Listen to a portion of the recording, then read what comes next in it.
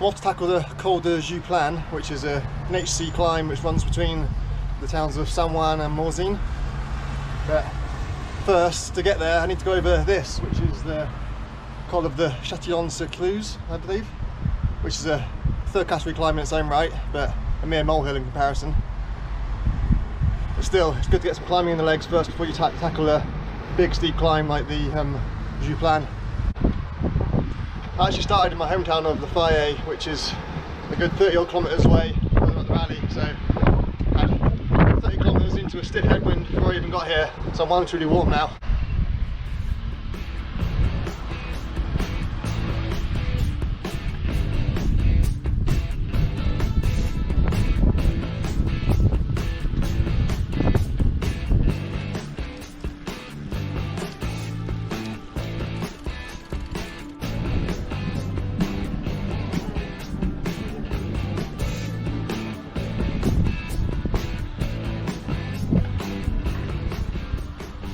So I'm just leaving the pretty resort town of Saint-Ouen, which is the gateway to the Grand Massif for skiing and mountain biking in one direction.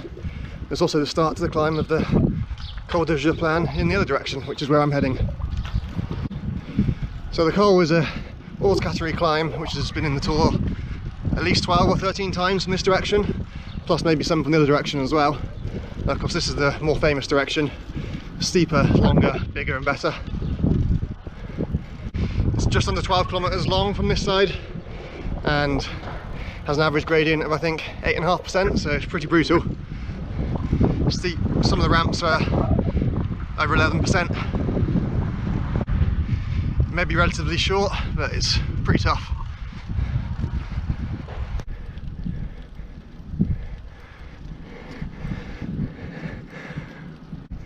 That's the official start of the climb. As you can see, I'm already 100 metres up or so. The first half hour kilometres on a pretty poor road surface and it's still quite steep, so makes it pretty tough going from the off.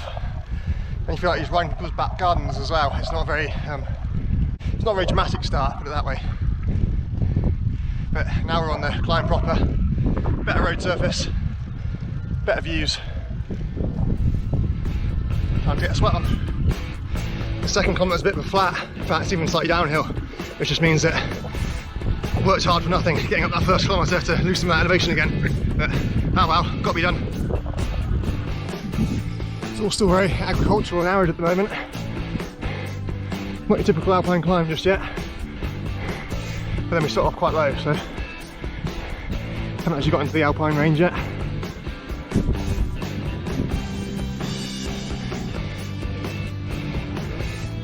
The start of the climb is very hot as it's south facing and there's not much tree cover.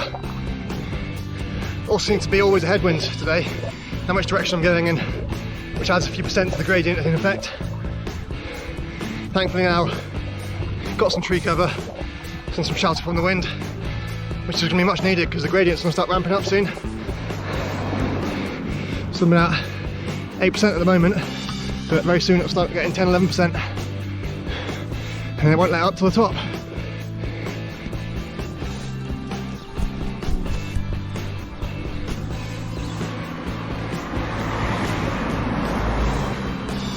Six kilometres left, about halfway now.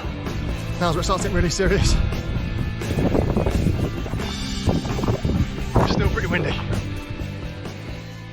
Tell you what, the gradient on those signs is way off.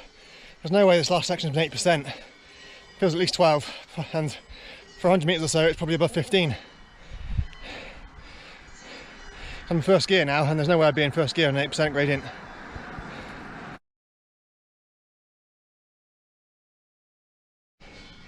And this next bit's hardly flat either, so it's not as if averaging out it makes sense. That's still a good, that bit's probably about 8%.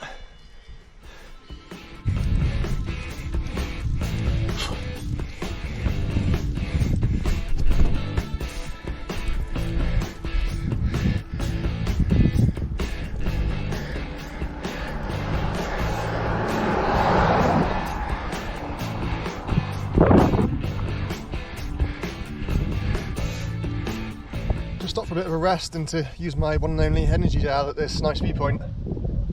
Kind of crested a bit of a hill here now, and very much feel like we're in the high alpine scenery now. All the pine trees, it's much cooler up here, much more pleasant.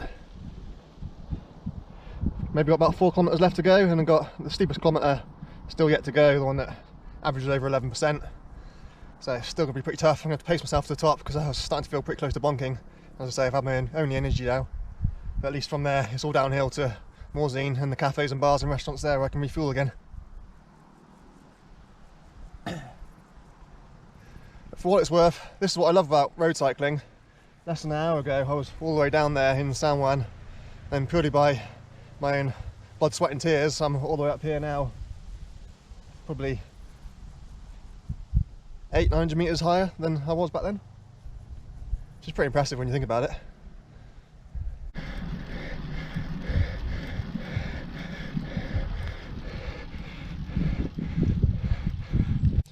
The kilometre sign seemed to have disappeared. I've not seen one since there was 4 kilometres left to go, but really can't be far left now because there's not much mountain left. So I certainly hope I'm nearly there, but I'm virtually out of food and water, so if I can get there soon, definitely on the bonk.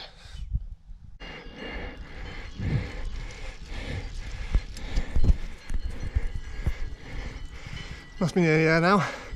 There's always a car park near the top of a col.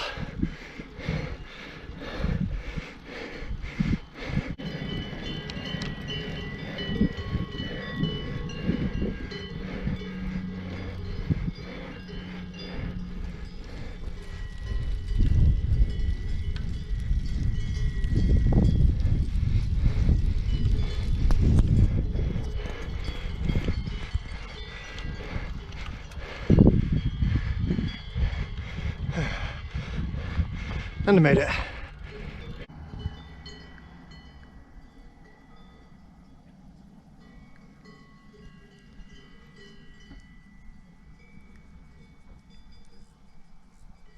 So I finally made it to the col.